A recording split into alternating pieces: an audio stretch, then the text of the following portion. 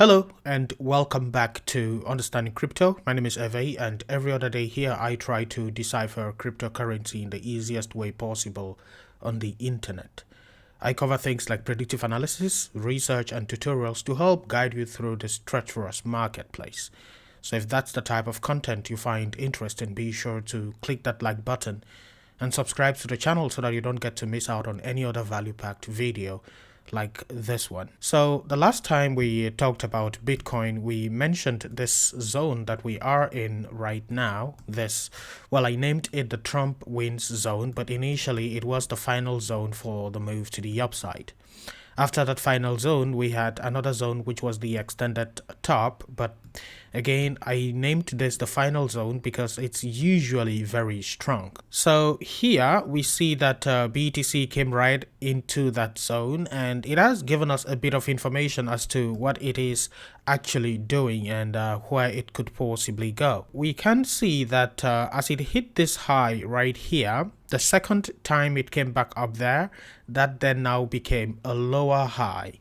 You can just use this indicator, which I talked about the other time. Go to TradingView and use Lux Algo, swing highs / lows, and candle patterns. You will find this indicator. As we can see, it created a lower high right here, showing us that there is a chance, at least for now, there's a greater chance that it moves lower than higher. There's a chance that it goes even perhaps as high as 89k, like so. Assuming that this lower high right here is not violated, this thing will most likely be headed to the downside like so. My idea is that it could come even as low as 82 to 77. We're talking even the lower 77k region. If we go to BTC on the CME, you will see that we have a CME gap around that same zone right there. So here we have a big CME gap between 80.6 to 77.4. So there's a huge CME gap right here, which there's a very good chance that we come back to it. So this forecast that we are talking about, or we make, shows us that there's a good chance that BTC comes back to trade inside of this zone right here. After that, then we could now make another forecast for a move back to the upside. So ideally, the type of move that we could be expecting right here, assuming that this high, or say this lower high right here, is not violated, then you could have something that looks like so and like so. After this, there's a chance that you have some other minor dip right here, but ultimately after that, you go straight up. Now, it's important to note that this is all happening outside of the downward sloping channel from the previous all-time high. So previous all-time high is somewhere around 73.7, and as we zoom out, we should be able to see what I am talking about. So the previous all-time high I am talking about is this one right here, this one. And all of this price action, this potential move back to the downside, will be outside of this. Remember that we already proved this particular bottom right here, and we proved this to have been the higher low, yeah, if you've been following along. Now, in many of my videos, I come back to these things and I explain them, but to make videos short and to pay respects to those who actually follow along, I can't be explaining in every video. It will just waste their time. At least for those that follow along, it will waste their time. So at the end of this video, you will get the video that I posted before this if you need more clarity to this. So we proved this higher low right here, and we confirmed it with this high right here, confirming the complete reversal of this entire downtrend like so. That's why we have this move up. So when we talk about a potential move back down, we are only talking about a retracement of this move to the upside, just a retracement of this move. Now, as price updates, as we get more data, then we can know if this was actually the true top, or it's just going to be a retracement as we suggest. So a retracement for a continuation of this rally. Now, it is not guaranteed that we go back to the upside to somewhere around 89-ish, yeah? It's not guaranteed. You could have a situation where we dump straight to the downside. So instead of having this retracement right here, you could have, or say end up in a situation where you dump straight down like so. After such a dump, if we do come down to the 0. Or say to the 1.618 right there, there's a chance that you retrace back to the 0.786, which means that you could go back as high as the $86,000 level. So this could be increased to this like so. You could have a retracement that goes back up like so before heading to the downside. So roughly for now, this is the type of situation that we see here. At least with the current data, this is the situation that we see right here. Now, BTC Dominance has been doing some, miracles for the past couple of days. It's been going up, and this is something that we talked about in our other video. Yes, we showed this particular progression to the downside like so. We have the A, B, C, D, E right here, and as you can see, BTC Dominance is ripping back to the upside. Now, it has put in a new high, meaning that it's going to continue. So if BTC does go down, yeah, alt will also go down. When we zoom out, there's a chance that BTC Dominance goes as high as 62%. Now, we will be watching to see what happens inside of this zone between 62% to 63%. Because outside of this, I can't really make a case for a bigger move up to come. I can't really make a case for that. Yeah, so if BTC is to dump and BTC Dominance is to go up like so, it will actually take alts down, but they will be approaching their alt to BTC bottoms. Most of them anyway. By the way, that actually means that after the dump, it would become even more riskier going short on altcoins than on BTC. After the dump, it would become even more riskier because after that, altcoins could rally harder than BTC would. Hopefully you understand. For USDT Dominance, we do have some interesting data there as well. So you can see that USDT Dominance did not stop at the 1.618, which was supposed to be its own first stop. Now, as I mentioned in that other video now, I got some questions the other time when this actually happened over on X and on Instagram and in many places.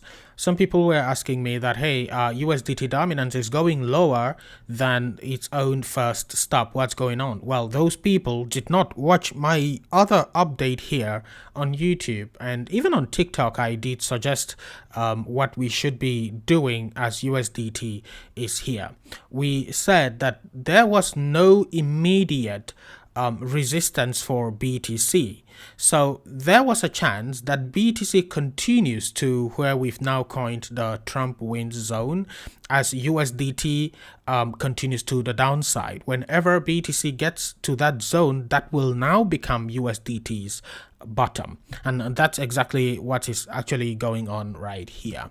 If we zoom in, you will see that USDT Dominance did form well, that's actually a perfect double bottom situation right there for USDT Dominance. And again, there's a good chance with USDT Dominance that it goes higher. However, do note that it could retrace as low as so before going higher. Now, of course, it could just go straight up, but basically all we are saying is the momentum is mostly to the upside. However, watch out for some sort of retracement that could occur to the downside like so. To get that retracement, you can't just take your Fibonacci levels, yeah? So you can just take your Fibonacci tool from the low to the high like so, and you get the 0.618 right here. There's a chance that it comes back into the 0.618. That would mean that USDT is coming back to retest the wave 1 right here before a move to the upside. Just keep that in mind as you trade or as you invest. This particular move right here, let's zoom into the 15-minute and see what's going on there. This particular move right here looks like a B wave formation. And until this high is taken, this will remain to be a B wave. So basically, and this is something that I'll just roughly show you, we've talked about markets moving in threes, yeah? So when you have any market movement, what you'd expect to see is something that looks like this: wave 1 and wave 2, then wave 3. Between wave 1 to wave 2, you have a correction that looks like so. Between wave 2 to wave 3, you have a correction that looks like so. The law is this correction between 2 and 3 must not come at the zone of wave 1. Must not come. If it does come as low as this, then it's no longer, it redefines what this particular move was. This now is no longer the second move to the upside. And you also have a law for this correction of wave 1. If it goes below this low of wave 1 right here, it redefines the entire structure. This is no longer that first wave that you were anticipating. You'll have to watch the other videos to fully understand this and how you can catch the moves to the downside. So after this move up right here, if you can't identify this as the top, you need to see some sort of consolidation and a sharp drop like so. After that sharp drop, you need to see price try to retrace back up like so and fail to go above this high. Sometimes you'd have it go even slightly higher and dump back swiftly, then start to consolidate. Now, it is in this consolidation here that you want to take that trade, not in this move up, because you don't know if your waves are correct. You don't know if your counting here was correct. Yeah, you don't know if this was actually 1, 2, 3. You're not really sure. It is in this zone that you actually want to take a trade, because in this zone you would have had all of this to know if you are correct or not. So it's kind of like what's going on here. So this here is like this particular consolidation here, and as we've zoomed in, then we now are looking for some type of move that looks like so. After this move that looks like so, you are bound to go up, and in this next move up, it's bound to be very strong, like really strong. Remember that after this first big move up and a move back down, this should be either the 0.618 or 0.786. So you can just take from down here to up there, it's the 0.618, between 0.618 to 0.786. Okay, so you see how price came back down, yeah, and went back to the upside. Notice that it went higher than this high here. This high is higher than this one. This is telling you that it's forming a new uptrend. So it now formed a higher low here that is higher than this one, and it formed a higher high here, which is higher than this one. So whatever retracement that you see here is most likely a retracement for a bigger move to the upside. Hopefully you understand, yeah?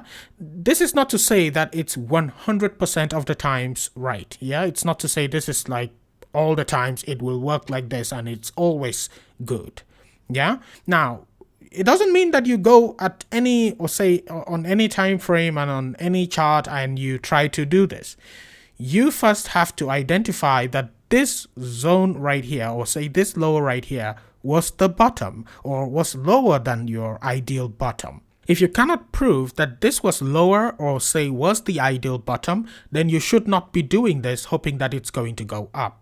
Yeah, that's why you need context. That's why when someone posts a chart online and they just, post it like from here on out, and say where will the chart or say where will the price go, and you get it wrong and think no, your method is wrong. No, it's because you don't see the full context. You don't know what happened back in the past. You need to know all of this. You need that data, and so by that data you can know if you are actually at the bottom or lower than the bottom. If you have not reached your ideal bottoming scenario, then you should not be, on the idea that it's going to go back to the upside. So that's basically it with USDT dominance. After this move back up, we will have to watch and see how high that will go. I'll probably make another video updating you. I don't want to make this video long actually. I'll make another update video whenever we reach some zones that I believe to be the top for this move up that I think is coming. And after that, you are now coming back down to here. And I think that would be glorious for altcoins. So that's basically it, folks. Right now, I'm becoming a bit more bearish actually on BTC. Yeah, I'm becoming a bit more on the bearish end. But again, it's the bearish end for this particular retracement. I repeat this because for some reason, some people still will not get it, honestly, and I don't know why. I'd explain that we consolidated here and we are bound to go to the upside. You know, we are bound to go straight up. And some people will still come to ask me, so do you still think we will have a bull run? And I'm like, I literally explained in that video, you know. So, but I hope you understand. I'm talking about a potential retracement back to the downside. And that thing now is going, that's 87.3. Yeah, it could go straight down. Yeah, it could go straight down, but I'd like to be more on the you know, anticipation end, you know, anticipating a particular target for entries and stuff. I'd like to be more on that end.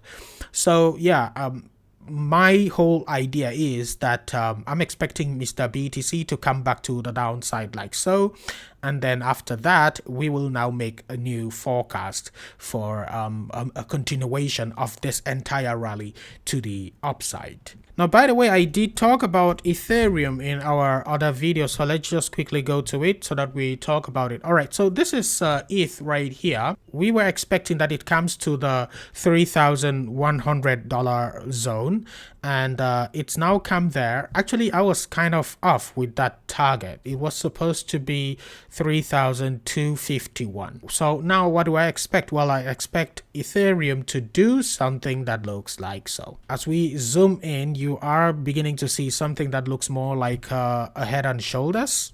We should all be able to identify this as a head and shoulders, yes? So this entire move up, this is 1, 2, this is 3. All of this is 3.